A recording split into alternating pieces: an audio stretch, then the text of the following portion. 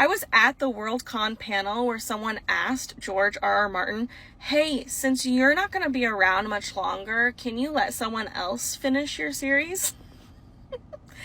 Okay, it's hilarious. It's also, not justified. I don't think anyone deserves to be asked a question like that, especially someone who has given us so many books and so much work and art, right? But that being said, if you were in that room for that panel, that question probably wouldn't be very surprising that someone asked that. The panel was 2 hours of George R.R. Martin being an asshole. He was a mic hog, and he was directing a ton of insults and jabs right at Brandon Sanderson.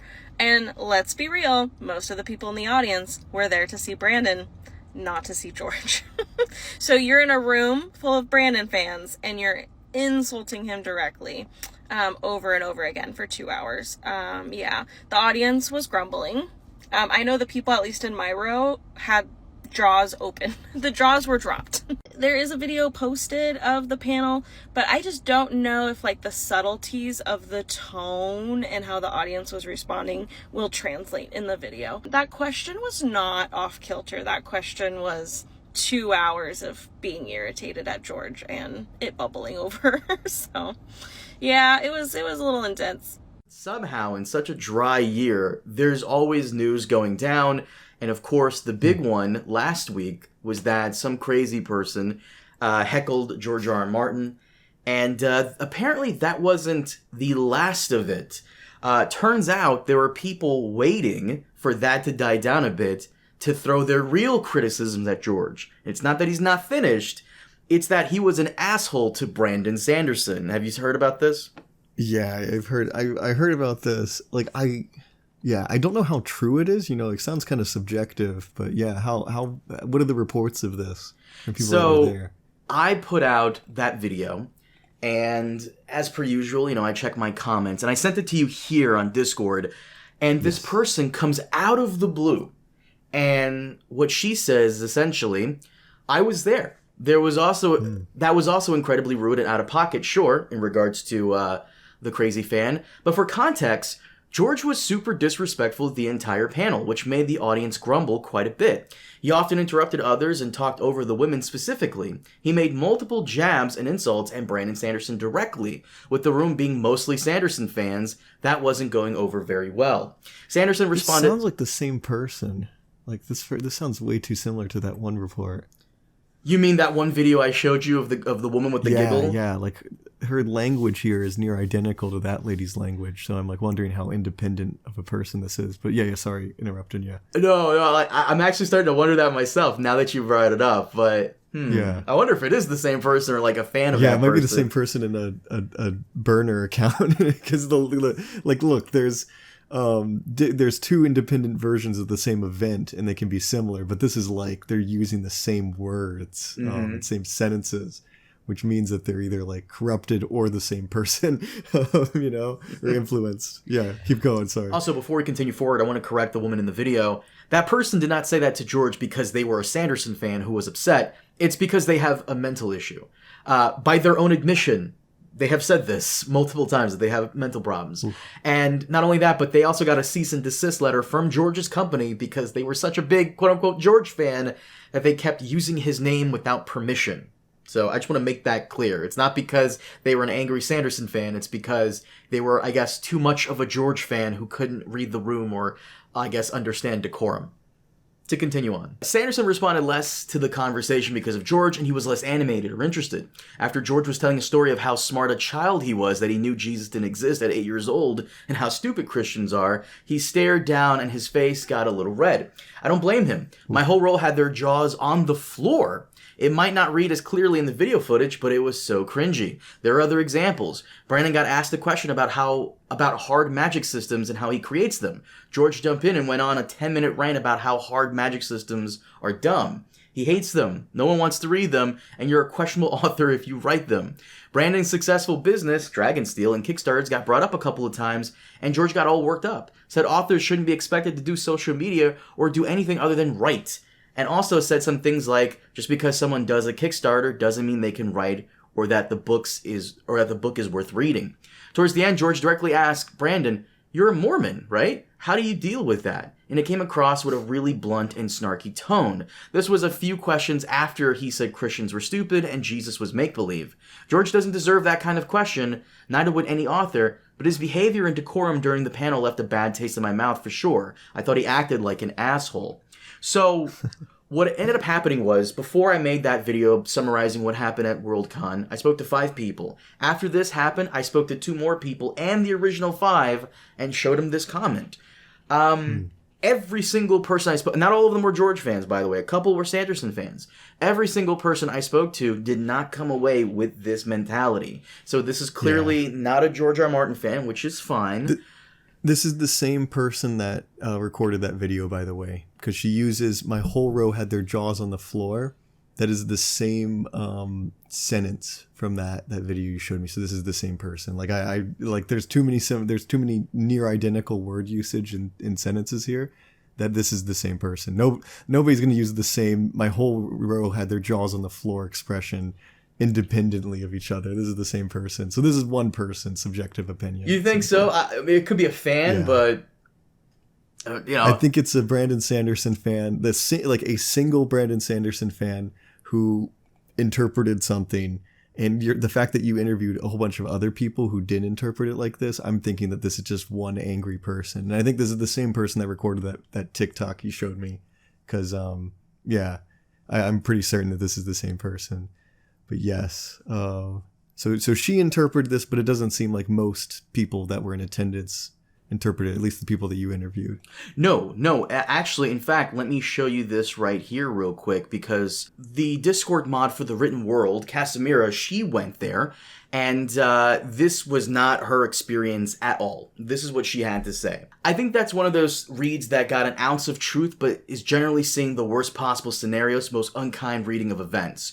George did ramble. He did cut people off. He did answer the questions that were addressed to other panelists, and he did show up quite late. He definitely didn't say that Christians were stupid, nor stare down and go right in the face. I was in the first row.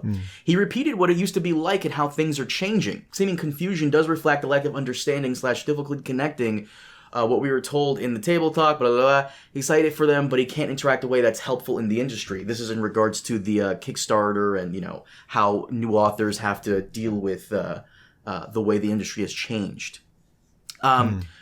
Towards the end, George directly asked Brandon, "You're a Mormon, right? How do you deal with that?"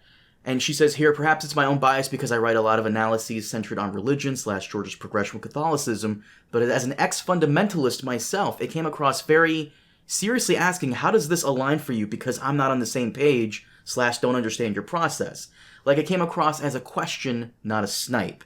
He definitely didn't say Christians were stupid. He gave a similar story he's given before in various So Spake Martins about realizing that Santa wasn't real and his parents asking him not to tell his younger sisters." So, yeah. And other people who were there as well corroborated this. George did have grumpy old man energy.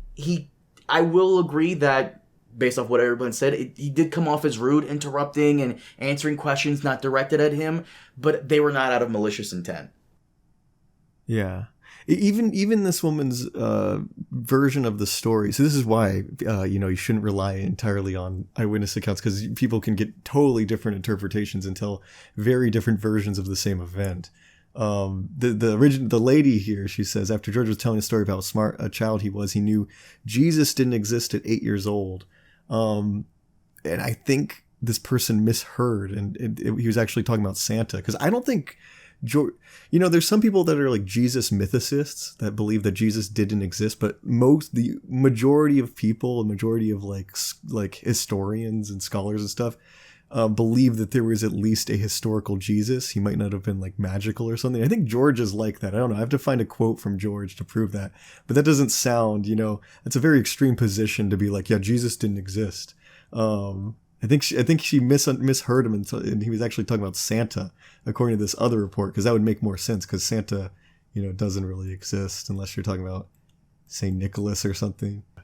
So, in regards to this whole thing, see, here's the thing. I can't blame Sanderson fans for being upset, because, as often the case, when both of their names are brought up in the same sentence, it's usually from Ice and Fire fans to disparage Sanderson about how he's not good of a writer as George.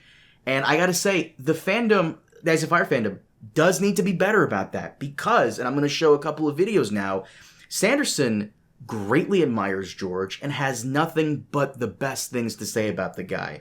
Here's one video I'm going to put up right now of Brandon Sanderson playing Magic the Gathering, and George just gets brought up randomly, and he just goes off on this awesome rant about how cool George is. Let's do 3. Don't cast spells. So you're a fantasy author. Yes, I am. Are you a fan of George R.R. Martin? I am a fan of George R.R. Martin. So. Well, then you must be a fan of Ice his and song. Fire. Oh, it's a Sword of Fire and Ice, not Fire a and song. Ice. Okay, I always get that confused. And then 2, Equip. to equip that. Okay. Man, Sword of Fire and Ice, hitting me in the face. George betraying me. I could call George and be like, George, tell him There's a he flex. He can't, There's a tell flex. him he can't use that spell. There's a flex. Nice guy. He seems it from interviews I've seen. He Like- seems like a real teddy bear. Behind the scenes, he's just really nice to Yeah. new authors. When I was a nobody, he like That's always the best sign too, right? He did some really nice things for me Yeah. when he just didn't have to. Right. I will always stand for George as a human being after that, you know? And here's this other video of Sanderson. He's just signing autographed books, and then again goes off randomly about how George is possibly the best living author right now in terms of fantasy. George Martin changed this genre dramatically from the launch of the first book. Oh, yeah. I cannot think of someone, even including Nora, who had a huge impact of bringing kind of literary fiction and stuff in. I cannot think of a single person who's had a bigger impact on the epic fantasy genre than George Martin has since Tolkien. And like Sanderson he is a very big George R.R. Martin fan. He may not be a big fan of the Ice and Fire books, which is fine, but he respects what George has done for the genre. And as fans ourselves, we love seeing stuff like that. We love when people praise George. We love when fellow authors are propping this guy up as the best, and he is one of the best. So I do feel bad for Sanderson in this regard, because he doesn't deserve the vitriol from the Ice and Fire fandom. No. Well, and what I think, like, the OG poster, the person that was recording that video doesn't understand is that George and Brandon Sanderson have been friends for years. I don't know how long, but it seems like they've known each other for decades, maybe even, because he talks about like knowing him when Brandon Sanderson was a nobody, which I don't know when that was. So they must know each other for a very long time and be very close friends. And I gotta say, the psychological damage done on this guy unnecessarily is ridiculous, because you'll have people in this community say, yeah, he's not as good as George. And then someone else pop in and say, yeah, but he should still finish it, though, for him. It's like, guys, come on, really? Just the psychological warfare done on this guy is so undeserved. Yeah. That is unfortunate that that's like his legacy. He's the finisher guy. He finishes people's works that weren't able to finish it themselves. He's like the ghost writer, as opposed to just being known for his own work, which I know he's known for Wheel of Time. So, but yeah, that he's known as like the finisher guy. Yeah, I'm finishing these other guys' work. It's weird. It would be a weird reputation that would be attached to me, and it sucks that like he kind of probably didn't have much control over that. Well, I think a lot of the hate he gets has to do with, Mormonism and that whole thing. I know you're my history guy, and when it comes to religion, you also know your stuff too. It's history aside, Sanderson always comes across as the nicest human being ever. I don't think I've ever heard of anyone having a bad experience with him. So again, it's just definitely not something he deserves. And the Ice and Fire fandom does need to be better about that. And I'll even call out Preston on this, because in the video we put out last week, Preston does say how he's not a fan of Sanderson's work. I think he said it sucked. I'll have to go back, but yeah. I've never read Brandon Sanderson's work. I should do it. I should read some of it before I have an opinion. But yeah, in the videos that you showed me, he seems like a very kind, personable guy. So that's cool. Like I can definitely understand him and George having some type of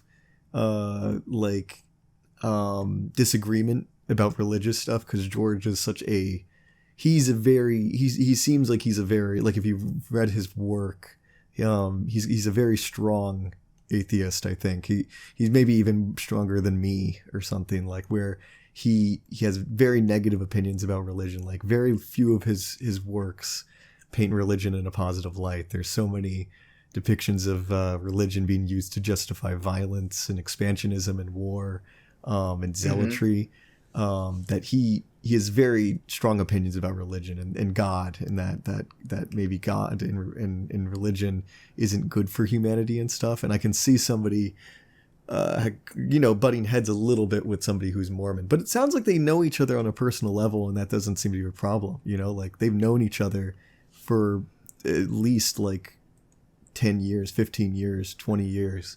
So that's a long-term friendship right there.